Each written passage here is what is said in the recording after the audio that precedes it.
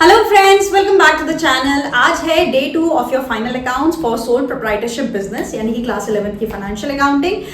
कल के लेक्चर में हम लोग को बहुत सारी बेसिक टर्म्स समझ चुके हैं, बहुत सारे बेसिक समझ चुके हैं, और मैंने आपको बताया था कि फाइनल अकाउंट्स में हम लोग 3 चीजें प्रिपेयर करेंगे, एक ट्रेडिंग अकाउंट, एक P&L स्टेटमेंट और एक balance sheet. Right, so let's get started with the first thing, that is your trading account. तो मैंने आपको लास्ट क्लास में ही ये बताया था कि हम लोग एक्सपेंसेस और इनकम्स को 2 पार्ट्स में बांट देते हैं, डायरेक्ट और इनडायरेक्ट। जितने भी डायरेक्ट इनकम्स और एक्सपेंसेस होते हैं वो जाते हैं आपके ट्रेडिंग अकाउंट में, यानी कि डायरेक्ट एक्सपेंसेस और डायरेक्ट इनकम्स कहाँ जाएंगे? हमारे ट्रेडिंग अकाउंट में जाएंगे। डायरेक्ट एक्सपेंसेस और डायरेक्ट इनकम्स के डिफरेंस को क्या बोलते हैं? ग्रॉस प्रॉफिट या फिर ग्रॉस लॉस। अगर इनकम ज्यादा होगी तो ग्रॉस प्रॉफिट, और अगर एक्सपेंडिचर ज्यादा होगा तो ग्रॉस लॉस। ओके, अब यहां से आगे बिल्डअप करते हैं इस सब्जेक्ट को, इस टॉपिक को। Let's talk about direct incomes. किसी भी बिजनेस के लिए सबसे बड़ा जो इनकम का कंपोनेंट होता है वो होता है सेल्स। चाहे आप सर्विस बिजनेस में हो, चाहे आप सेल्स में हो, चाहे आप प्रोडक्शन में हो, किसी भी बिजनेस का कोर मतलब जितनी भी इनकम होती है वो कहाँ से आती है? सेल्स से आती है।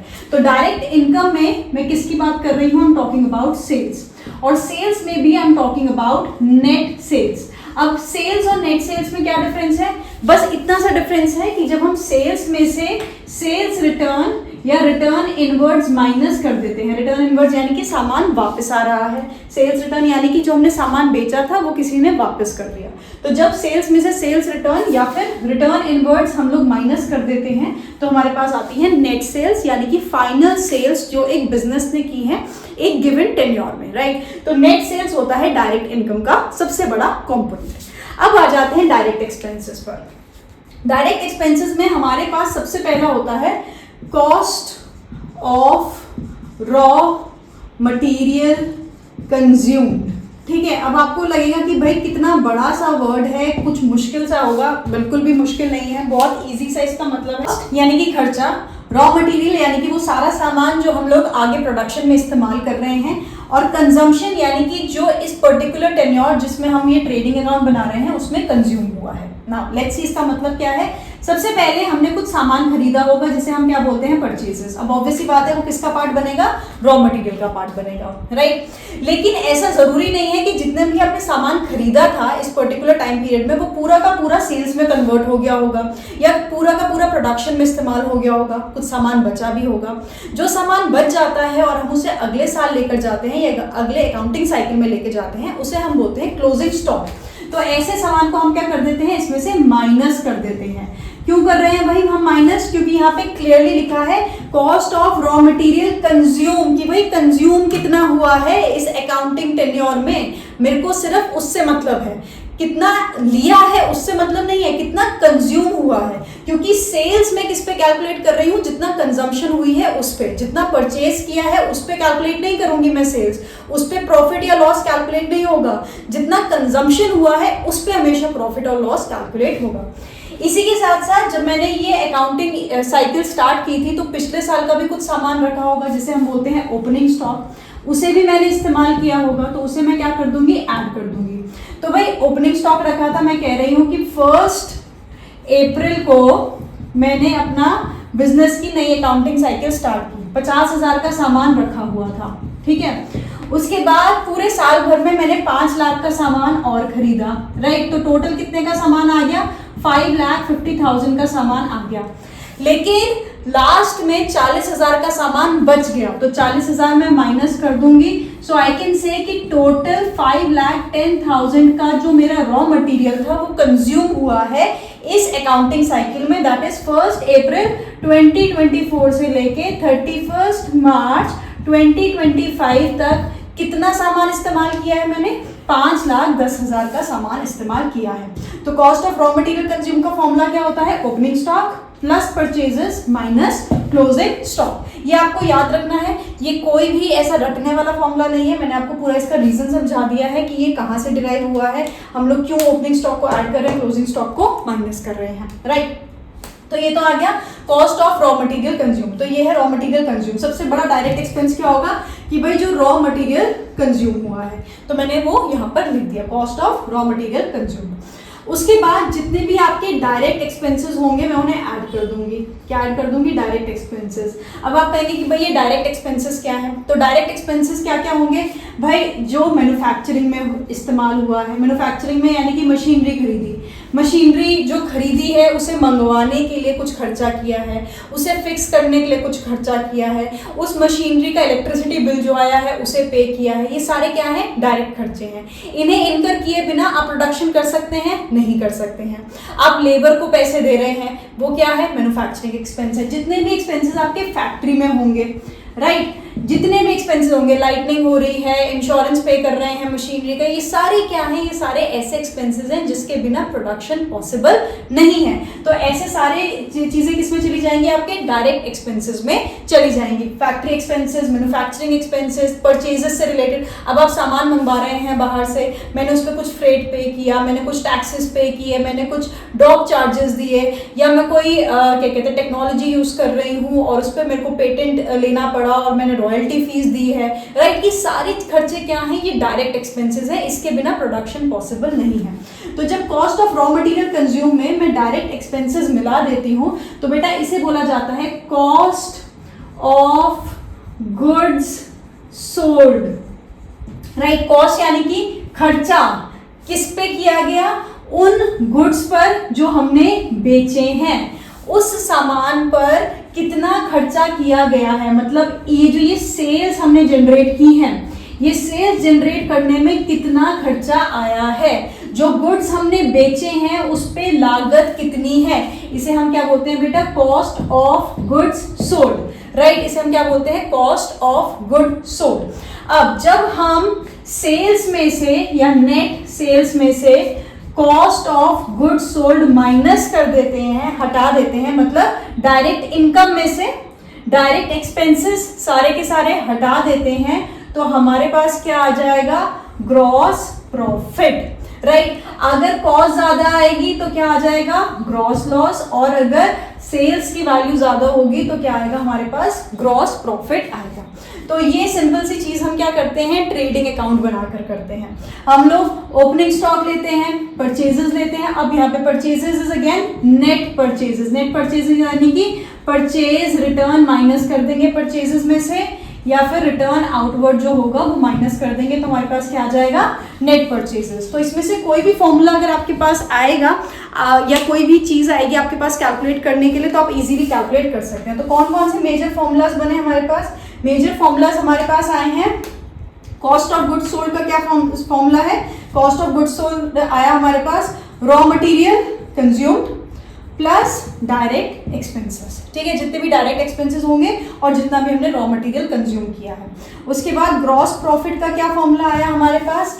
नेट सेल्स में से जब हम cost of goods sold minus कर देंगे तो हमारे पास क्या आ जाएगा? नेट सेल्स आ जाएगा। और अगर ये फिगर नेगेटिव आ रही होगी तो हमारे पास क्या आ जाएगा? ग्रॉस लॉस आ जाएगा, right. Easy. Cost of raw material consume कैसे निकाला है हमने?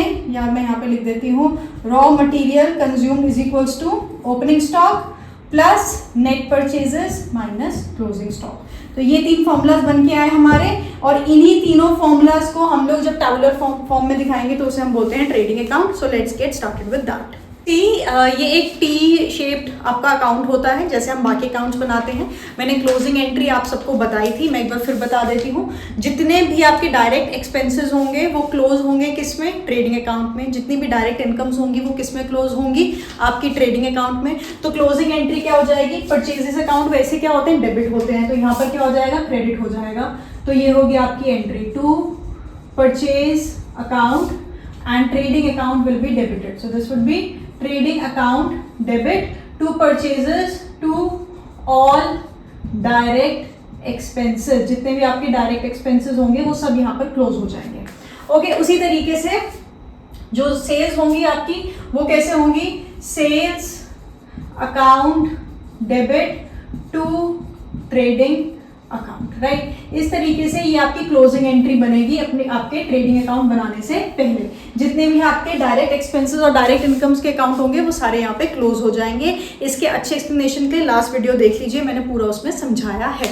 ओके, तो अब देख लेते हैं कि भाई हमारे पास क्या क्या एलिमेंट्स हैं। यहाँ पर ये बन गया हमारा टी शेप फॉर्मेट, राइट। ये है आपका ट्रेडिंग अकाउंट, ठीक है। ये है ट्रेडिंग अकाउंट की डेबिट साइड, ये है ट्रेडिंग अकाउंट की क्रेडिट साइड। अब ट्रेडिंग अकाउंट को डेबिट कब किया जा रहा है, जितने भी डायरेक्ट एक्सपेंसेस हैं उसके लिए। तो इस साइड पर सारे क्या आएंगे, एक्सपेंसेस, राइट। और इस साइड पे हमारी क्या आएंगी, इनकम्स, क्योंकि ट्रेडिंग अकाउंट को क्रेडिट कब किया जा रहा है, जब हमें डायरेक्ट इनकम्स के अकाउंट क्लोज करने हैं, राइट। तो ये बात आपको याद रखनी है कि इस वजह से ये एक्सपेंस साइड है और ये इनकम साइड है, राइट। रट्टा नहीं मारना है कि ट्रेडिंग अकाउंट के इस साइड एक्सपेंसेस आएंगे, एक्सपेंसेस आएंगे, एक्सपेंसेस आएंगे, नहीं। ये एक सिंपल सी जर्नल एंट्री है। जर्नल एंट्री क्यों बनी, क्योंकि मैंने आपको बताया था कि हमें यहाँ पर आकर जितने भी एक्सपेंसेस और इनकम्स के अकाउंट है सब क्लोज करने हैं, और अकाउंट्स क्लोज करने के लिए उनके बैलेंस को ट्रांसफर करना है। तो ट्रांसफर के लिए क्या एंट्री है, ये वाली एंट्री है, इसीलिए हमने ये बनाया है। ओके, तो सबसे पहला एलिमेंट है ओपनिंग स्टॉक। ओके, सबसे पहले आप देखिए ओपनिंग स्टॉक आ रहा है, फिर परचेज रिटर्न आ रहा है, और दूसरी साइड आप देखेंगे यानी कि इस साइड पर देखेंगे तो आ रहा है सेल्स एंड क्लोजिंग स्टॉक। तो जो हमने कॉस्ट ऑफ गुड्स सोल्ड का फॉर्मूला देखा था, अगर आपको याद होगा, opening stock plus purchases minus closing stock and sales, यही हो रहा था हमारा, और यही हमने किया है। तो दोनों ऑपोजिट साइड्स पर आ रहे हैं, opening stock, purchases, closing stock. अब आपको याद रखना है परचेजेस मतलब नेट परचेजेस और सेल्स मतलब नेट सेल्स। ओके, अब देख लेते हैं कि भाई हमारे पास कौन कौन से डायरेक्ट एक्सपेंसेस होते हैं। सबसे पहले वेजेस, और उसके बाद है wages and salary. Now wages labour को दी जाती है, और लेबर ये माना जाता है कि वो प्रोडक्शन में डायरेक्टली इन्वॉल्व होते हैं, इसीलिए वेजेस किस में जाता है, डायरेक्ट एक्सपेंस में, इसीलिए वो ट्रेडिंग अकाउंट में जाता है। अगर कहीं पर लिखा होगा वेजेस एंड सैलरी, तो मतलब वेजेस का कंपोनेंट ज्यादा बड़ा है, सैलरी का कंपोनेंट छोटा है, तो उसे डायरेक्ट एक्सपेंस माना जाएगा और ट्रेडिंग अकाउंट में डाला जाएगा। Whereas अगर लिखा होगा टू सैलरी एंड वेजेस, तो मतलब सैलरी का अकाउंट बड़ा है, राइट। सैलरी दी जाती है एम्प्लॉयज को, एम्प्लॉयज काम करते हैं ऑफिस में, ऑफिस का काम होता है इनडायरेक्ट एक्सपेंस, तो वो जाता है बेटा प्रॉफिट एंड लॉस अकाउंट में, राइट। ये सिंपल सा थंब रूल है कि वेजेस का नाम पहले आया है तो डायरेक्ट, सैलरीज का नाम पहले आया है तो इनडायरेक्ट यानी कि प्रॉफिट एंड लॉस। ओके, उसके बाद है डायरेक्ट एक्सपेंस। अब ऑब्वियस सी बात है, अगर डायरेक्टली गिवन होगा कि भाई डायरेक्ट एक्सपेंस है तो वो कहाँ चला जाएगा, ट्रेडिंग अकाउंट में। उसके बाद है कैरियज इनवर्ड, जितने भी आपके एक्सपेंसेस होंगे उसके आगे जो वर्ड लिखा होगा इनवर्ड, मतलब सामान लाते वक्त हमने वो खर्चा किया है, तो लाते वक्त जितना भी खर्चा होगा वो डायरेक्ट एक्सपेंस है, वो प्रोडक्शन से डायरेक्टली एसोसिएटेड है, वो किस में जाएगा आपके, वो जाएगा आपके ट्रेडिंग अकाउंट में। कहीं पे भी अगर आउटवर्ड इस्तेमाल है तो आउटवर्ड का मतलब है कि वो सेलिंग, डिस्ट्रीब्यूशन, इन सब कामों में इस्तेमाल हो रहा है, तो वो बन जाएगा P&L का कंपोनेंट यानी कि प्रॉफिट एंड लॉस अकाउंट का पार्ट। ओके, कैरियर जो ना परचेजेस, अब यहाँ पे तो डायरेक्टली गिवन है कि फिर परचेजेस पे जो हमने खर्चा किया वो भी किस में आएगा, ट्रेडिंग अकाउंट में आएगा, डायरेक्ट में आएगा। ओके, उसके बाद है duty on purchases. Duty on purchases क्या है, ये सारे टैक्सेस होते हैं, तो ये टैक्सेस हैं, चार्जेस हैं, ये परचेजेस पे लग रही हैं, तो ये किस पे आएंगे, डायरेक्ट। इन्हें किए बिना हम लोग अपनी प्रोडक्शन प्रोसेस नहीं कर सकते हैं, इसीलिए क्या है, direct expense. Gas, fuel and power. अब गैस, फ्यूल एंड पावर, ये तीनों वर्ड्स हमें ये बता रहे हैं कि फैक्ट्री में इस्तेमाल हो रही हैं ये चीजें, तो फैक्ट्री से रिलेटेड जितना भी खर्चा होता है वो होता है डायरेक्ट एक्सपेंस। अब यहीं पे होता है इलेक्ट्रिसिटी, राइट, तो इलेक्ट्रिसिटी क्या है, ऑफिस से रिलेटेड है, तो वो हो गया आपका इनडायरेक्ट एक्सपेंस, वो चला जाएगा प्रॉफिट एंड लॉस अकाउंट में। उसके बाद है फ्रेट, कार्टेज, ये सारे एक्सपेंसेस माने जाते हैं कि परचेजेस से रिलेटेड है, तो इन्हें दिखाया जाता है डायरेक्ट एक्सपेंसेस में। उसके बाद है मैन्युफैक्चरिंग एक्सपेंसेस, प्रोडक्टिव एक्सपेंसेस, ये तो ऑब्वियस सी बात है कि ये आपके क्या है, डायरेक्ट एक्सपेंसेस हैं। फैक्ट्री एक्सपेंसेस, फैक्ट्री लाइटिंग, अब फैक्ट्री में जो हम लोग फ्यूल इस्तेमाल कर रहे हैं या इलेक्ट्रिसिटी इस्तेमाल कर रहे हैं, again a direct expense. Factory rent, factory word जिस भी एक्सपेंस के आगे आ जाएगा वो क्या बन जाएगा, हमारा डायरेक्ट एक्सपेंस बन जाएगा। अब वहीं पे लिखा होता ऑफिस रेंट, तो मतलब ये क्या है, इनडायरेक्ट एक्सपेंस, और ये चला जाता है प्रॉफिट एंड लॉस अकाउंट में। Octroi, dock charges, import duty, ये सब बेटा जब सामान बाहर से मंगाया जाता है उस पर लगते हैं। तो अगेन ये सब खर्च किए बिना हम प्रोडक्शन नहीं कर सकते हैं, क्योंकि सामान जब तक फैक्ट्री में नहीं आएगा, बिजनेस में नहीं आएगा, प्रोडक्शन नहीं हो सकती है। तो ये सब डायरेक्ट एक्सपेंसेस हैं। Okay, excise duty. अब इंश्योरेंस प्रीमियम, मशीनरी खरीदी उस पर इंश्योरेंस पे किया है, तो again it's a direct charge, क्योंकि मशीनरी पे वो खर्चा हुआ है। मशीनरी को कोई लेबर आके लेकर आया है, उसने फिक्स करने के लिए कुछ चार्जेस दिए हैं, again a direct expense. Royalty on production, अब मैंने कहीं की टेक्नोलॉजी यूज की थी, उस पर कॉपीराइट था या ट्रेडमार्क था उनका, मुझे रॉयल्टी पे करनी पड़ रही है, again a direct expense. Okay, तो ये सारे डायरेक्ट एक्सपेंसेस हमारे कहाँ आ जाएंगे, यहाँ पर आ जाएंगे। मैं शॉर्ट फॉर्म में लिखूं तो क्या क्या आ जाएगा, to opening stock, to net purchases, to direct expenses. ये फैक्ट्री के भी हो सकते हैं, मैन्युफैक्चरिंग के भी हो सकते हैं, इनवर्ड कैरियज वगैरह के भी हो सकते हैं, किसी भी चीज़ के हो सकते हैं। यहाँ पर आ जाएगा आपका net sales and closing stock, right. अब ये है बेटा एक्सपेंस साइड और ये है आपकी इनकम साइड। अब लेट से इस इनकम का टोटल आ रहा है 2 लाख रुपीज, राइट, और इसका टोटल आ रहा है 1,80,000, ठीक है। तो एक्सपेंसेस टोटल हमारे कितने आ रहे हैं, 1,80,000 के, और हमारी सेल्स कितने की आ रही हैं, 2 लाख की आ रही हैं। अब बैलेंस कहाँ पर आएगा, यहाँ पर आएगा, क्योंकि ये वाली साइड शॉर्ट है कितने से, 20,000। ये कौन सा बैलेंस है, पॉजिटिव बैलेंस है, मतलब ये हमारा क्या है, ग्रॉस प्रॉफिट। ग्रॉस प्रॉफिट ही तो हुआ, सेल्स का अमाउंट एक्सपेंसेस से ज्यादा है, कितने से ज्यादा है, 20,000 से, तो ये क्या है, ग्रॉस प्रॉफिट। अब लेट से इस साइड का टोटल आ रहा है 2,20,000, राइट, और इस साइड का टोटल है 2 लाख। अब मुझे बताइए कौन सी साइड शॉर्ट है, ये वाली साइड शॉर्ट है, कितने से शॉर्ट है, 20,000, तो यहाँ पे लिखेंगे बैलेंस।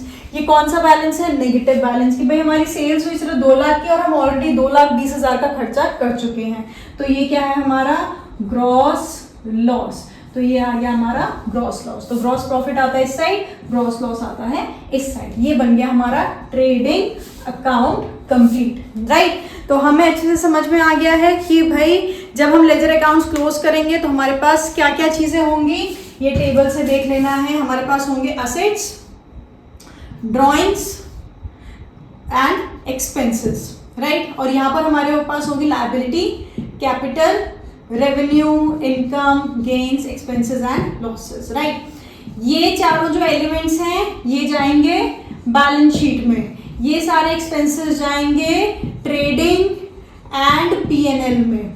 कैसे बाइफरकेट करेंगे, जो डायरेक्ट होंगे इसमें से, डायरेक्ट एक्सपेंसेस या लॉसेस होंगे वो जाएंगे ट्रेडिंग में, जो इनडायरेक्ट एक्सपेंसेस और लॉसेस होंगे वो जाएंगे P&L में, जितनी भी डायरेक्ट इनकम्स या गेन्स होंगे डायरेक्ट वो जाएंगे ट्रेडिंग में, जितने भी इनडायरेक्ट रेवेन्यू इनकम गेन्स होंगे वो जाएंगे P&L अकाउंट में। और इस तरीके से ये सारे अकाउंट्स क्लोज हो जाएंगे और ये वाले अकाउंट्स क्या होंगे, नेक्स्ट ईयर ट्रांसफर हो जाएंगे, राइट। तो ये है हमारी closing entry for your direct expenses and your direct incomes, and this is the way we do our trading account. Next class में प्रॉफिट एंड लॉस स्टेटमेंट जो है उसका फॉर्मेट देखेंगे, उसके एलिमेंट समझेंगे और उसके बाद करेंगे एक अच्छा सा क्वेश्चन, ताकि हमारे कंसेप्ट हो जाए एकदम क्लियर, राइट। दोनों वीडियोस देखिए, डाउट्स लेकर आइए, कमेंट सेक्शन में मुझे बताइए, अपने दोस्तों के साथ डिस्कस करिए वीडियो।